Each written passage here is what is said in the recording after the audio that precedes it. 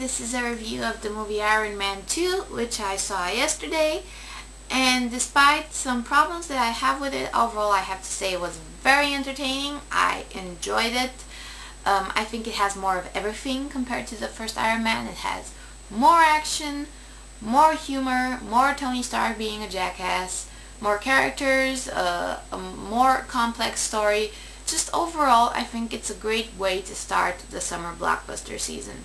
In terms of action, I know a lot of people have problems with the final half hour of the first Iron Man movie because the fight against Ironmonger was so weak.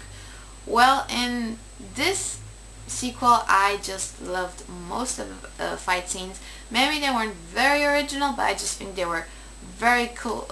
They were edited so well, and the soundtrack was awesome, and also the special effects were so good. And I also really liked the fact that, like the sequel to Spider-Man, where we see Spider-Man without the mask a lot of the times, in this one we also see a lot of shots where Tony Stark is in the suit or War Machine is in the suit, and we see them without the mask on, so that the fusing of Iron Man and Tony Stark, or Rhodes and War Machine, is complete.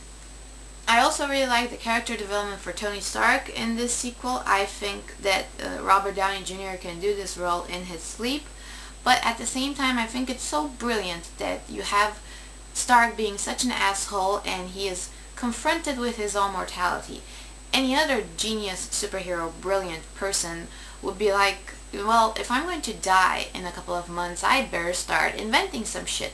I better leave something behind for posterity while I still can. What does Tony Stark do?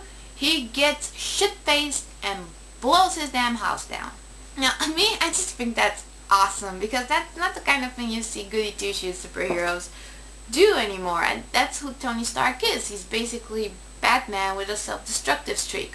But I did have problems with how Tony Stark interacts with the characters around him, because I just didn't buy any of the relationships in this movie. I did not buy Rhodes as his best friend, because you really got a sense that these guys were friends in the first movie. But in this one, Rhodes is like, he just has a hard on for one of those suits. He just can't wait for Stark to fuck up in some way so that he'll have an excuse to steal one of the armored suits.